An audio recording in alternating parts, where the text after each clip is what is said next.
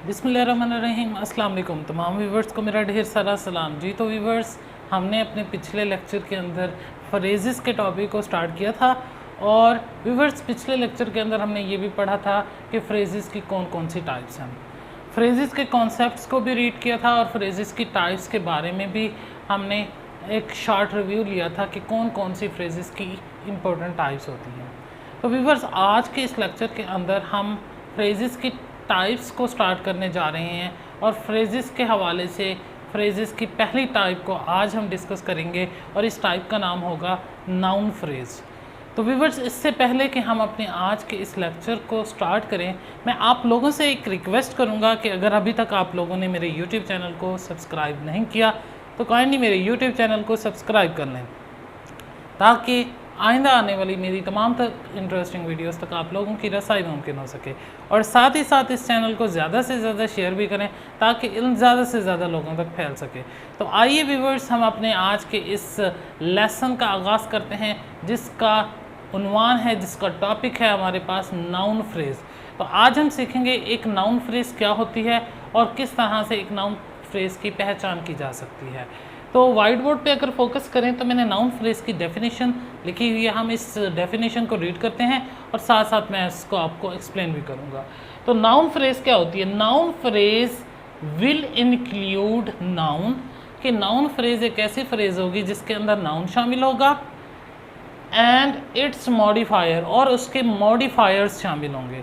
तो ऐसी फ्रेज़ जिसके अंदर एक नाउन मौजूद हो और नाउन के मॉडिफायर्स मौजूद हों, तो ऐसी फ्रेज़ को आप नाउन फ्रेज़ कहते हैं। कोई भी ऐसी फ्रेज़ जिसमें नाउन और उसके मॉडिफायर्स मौजूद हों उसे नाउन फ्रेज़ का नाम देते हैं। अब व्यूवर्स, हमें नाउन के बारे में तो पता है क्योंकि वो हम पार्ट्स ऑफ स्पीच की सीरीज़ में इन डिटेल पढ़ कर आए हैं। नाउन क्या होता है ये तो हमें पता है। अब नाउन के मॉडिफायर्स से यहाँ पे क्या मुराद है? तो नाउन के मॉडिफायर्स क्या होते हैं और नाउन के मॉडिफायर्स से क्या मुराद है, इसको भी हम स्टडी करते हैं। लिखा हुआ है कि modifiers are the words, modifiers वो अल्फाज होते हैं दैट चेंज नाउन, जो कि नाउन को तब्दील कर देते हैं। ऐसे वर्ड्स जो नाउन को चेंज कर दें, नाउन के अंदर तब्दीली लेकर आ जाएं, या फिर और add in the meaning of noun, या नाउन की मीनिंग के अंदर एडिशन कर दें, तो ऐसे वर्ड्स को हम क्या कहते हैं? ऐसे वर्ड्स को हम नाउन के मॉडिफायर्स कहते हैं। तो नाउन के मॉडिफायर्स से मुराद ऐसे वर्ड्स हैं जो नाउन को तब्दील कर देते हैं, नाउन को चेंज कर देते हैं, या नाउन के मीनिंग के अंदर एडिशन कर देते हैं।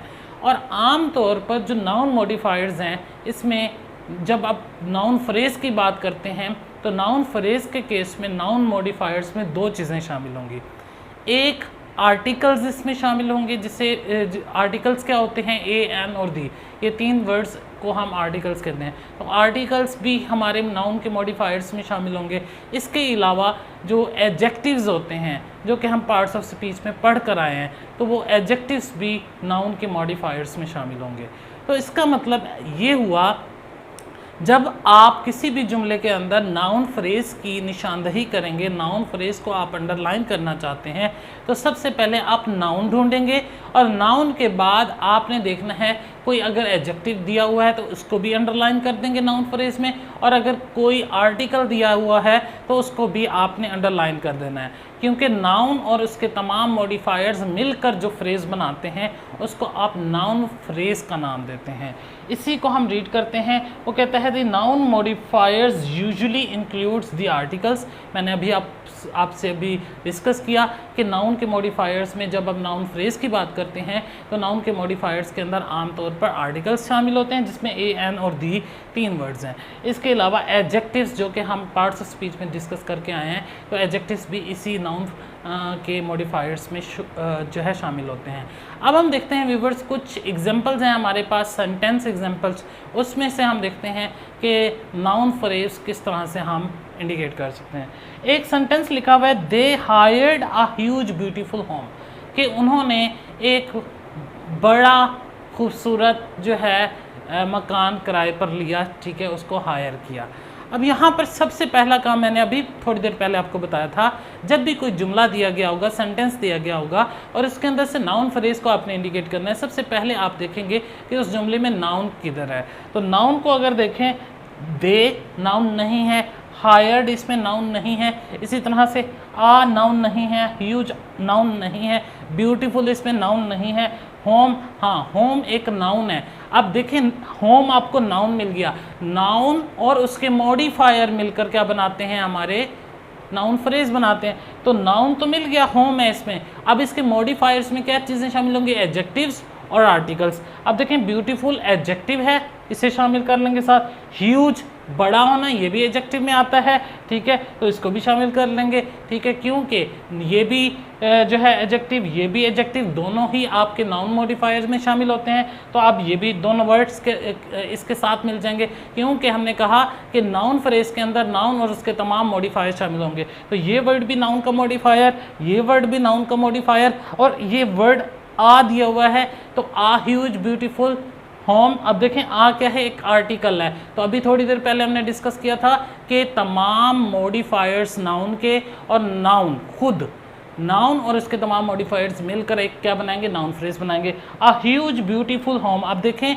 ये 3-4 वर्ड्स मिलकर एक नाउन फ्रेज बना रहे हैं, क्योंकि होम इसमें नाउन है, ब्यूटीफुल और ह्यूज और आ ये 3 इसके क्या हैं, मॉडिफायर्स हैं, ठीक है। तो हमें ये पता चल गया इस जुमले के अंदर अ ह्यूज ब्यूटीफुल होम एक नाउन फ्रेज है। इसी तरह से दूसरे जुमले में देखें, she bought a decent black shirt.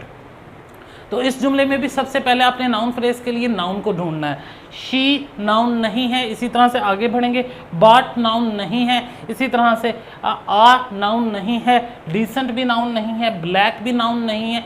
Shirt को देखें तो शर्ट एक नाउन है। अब नाउन मिल गया तो नाउन के मॉडिफायर्स ढूंढेंगे। अब मॉडिफायर्स नाउन के कौन कौन से होते हैं, एडजेक्टिव्स और आर्टिकल्स। तो आप देखें ब्लैक एक एडजेक्टिव है, ये इसके लिए नाउन फ्रेज के अंदर शामिल हो जाएगा। इसी तरह से डिसेंट एक एडजेक्टिव के उसमें आता है टर्म्स में, तो ये भी इस नाउन फ्रेज के अंदर शामिल हो जाएगा। आ एक आर्टिकल है, तो लिहाजा ये भी जो है आपके नाउन फ्रेज में शामिल हो जाएगा। आगे देखें कोई भी ऐसा वर्ड नहीं है जो कि एडजेक्टिव या आर्टिकल्स पर मुश्तमिल हो, लिहाजा हमारे पास आ डिसेंट ब्लैक शर्ट एक क्या बन जाएगा, नाउन फ्रेज बन जाएगा, क्योंकि हमें पता है कि नाउन फ्रेज में नाउन शामिल होता है और नाउन के मॉडिफायर्स शामिल होते हैं, और नाउन के मॉडिफायर्स में क्या क्या चीज़ें हैं, एडजेक्टिव्स शामिल होते हैं और आर्टिकल्स शामिल होते हैं। लिहाजा आ डिसेंट ब्लैक शर्ट इसमें मेरे पास क्या आ जाएंगे, नाउन फ्रेज के हिस्से आ जाएंगे। अब देखें आगे बढ़ते हैं और अगले सेंटेंस में one of our close relatives is missing. अब इस जुमले के अंदर सबसे पहले तो हमने क्या ढूंढना है, नाउन ढूंढना है। अब वन ऑफ हमारे पास कोई नाउन नहीं है, ओवर भी नाउन नहीं है, क्लोज रिलेटिव, अब यहाँ पे क्लोज भी नाउन नहीं है, रिलेटिव एक नाउन है, तो रिलेटिव्स नाउन आ गया। अब इसके साथ रिलेटिव्स के साथ ये क्लोज रिलेटिव जब आप बात करते हैं तो इसका मतलब है ये इसकी एडजेक्टिव है कि कैसे रिलेटिव हैं, क्लोज रिलेटिव हैं। क्लोज रिलेटिव कैसे हैं, वन ऑफ ओवर, यानी कि क्लोज रिलेटिव में से भी कोई खास रिलेटिव है। वन ऑफ का मतलब होता है खास कर देना किसी चीज़ को, तो ये one of over close relative ये मिलकर आपके पास नाउन फ्रेज बनेंगे, क्योंकि इस पूरी फ्रेज के अंदर रिलेटिव एक नाउन है और वन ऑफ ओवर क्लोज ये आपके पास क्या है, नाउन के मॉडिफायर हैं। और इस तरीके से हम इस जुमले के अंदर जो है नाउन फ्रेज की निशानदेही कर सकते हैं। इसी तरह से व्यूअर्स अगले जुमले की तरफ बढ़ते हैं। इसमें लिखा हुआ है a woman in the window shouted for help. अब एक इसमें जुमले में कहा गया है कि विंडो से एक औरत ने, एक खातून ने जो है मदद के लिए पुकारा। अब इस जुमले के अंदर सबसे पहले नाउन की पहचान करेंगे, ठीक है। अब वुमेन एक नाउन, ठीक है। अब वुमेन के साथ जो जुड़े हुए लफ्ज़ हैं या अगर वो एडजेक्टिव हैं तो इसका हिस्सा बन जाएंगे, और अगर वो आर्टिकल हैं तो भी इसका हिस्सा बन जाएंगे। वुमेन एक नाउन आ गया, आ एक आर्टिकल है, तो आ वुमेन ये इकट्ठा बन जाएगा, क्योंकि हमने कहा था आर्टिकल्स हों या एडजेक्टिव हों वो नाउन के साथ मिलेंगे नाउन फ्रेज के लिए। तो आ वुमेन दोनों इसमें आ जाएंगे। इन द विंडो, अब देखें ये जो इन द विंडो है, वुमेन इन द विंडो, ये कंप्लीट एक नाउन है। ऐसा नहीं है कि अकेला यहाँ पे वमेन एक नाउन है, यहाँ पे women in the window complete एक नाउन है, और इसके साथ आ क्यों हमने ऐड किया, क्योंकि ये एक आर्टिकल है और आर्टिकल नाउन के मॉडिफायर के तौर पर इस्तेमाल होता है। तो हम कह सकते हैं कि a woman in the window ये कंप्लीट एक नाउन फ्रेज है। और नाउन फ्रेज के बारे में हमने शुरू में डिस्कस किया था कि नाउन फ्रेज एक ऐसी फ्रेज होती है जिसके अंदर नाउन शामिल होता है और नाउन के जो मॉडिफायर्स हैं वो शामिल होते हैं। अब नाउन के मॉडिफायर्स क्या होते हैं, हमने ये भी सीखा कि नाउन के मॉडिफायर्स में दो चीज़ें शामिल होती हैं, एक तो एडजेक्टिव्स, नंबर 2 पे जो आर्टिकल्स हैं वो भी आपके पास नाउन के मॉडिफायर्स होते हैं। तो जब भी आपको किसी भी जुमले के अंदर किसी भी इंग्लिश में कोई सेंटेंस दिया गया है और आपसे कहा गया है कि इसमें से आपने एक नाउन फ्रेज को आपने जो है अंडरलाइन करना है, तो सबसे पहले आपने उस जुमले के अंदर नाउन को आपने अंडरलाइन करना है और फिर नाउन के साथ अगर कोई एडजेक्टिव दिया गया है उस एडजेक्टिव्स को आपने जो है अंडरलाइन करना है और फिर देखना है कि और उस एडजेक्टिव के साथ अगर कोई आर्टिकल मेंशन किया गया है तो आपने आर्टिकल को भी जो है इसमें अंडरलाइन कर देना है। इन तीनों चीज़ों को जब आप अंडरलाइन कर लेंगे तो आपके पास जो फ्रेज़ बनेगी वो एक नाउन फ्रेज़ बन जाएगी। तो व्यूअर्स, मैं उम्मीद करता हूं कि आपको आज का ये लेक्चर जो कि नाउन फ्रेज़ पर मुश्तमिल था वो बेहतर तौर पर समझ आ चुका होगा। इंशाल्लाह हम अपने नेक्स्ट लेक्चर के अंदर नाउन फ्रेज़ के बाद एडजेक्टिव फ्रेज़ को डिस्कस करेंगे कि एक एडजेक्टिव फ्रेज़ क्या होती है और किस तरह से किसी भी जुमले में एडजेक्टिव फ्रेज़ को अंडरलाइन किया जा सकता है। इंशाल्लाह हम अपने नेक्स्ट लेक्चर मिलेंगे। Thank you.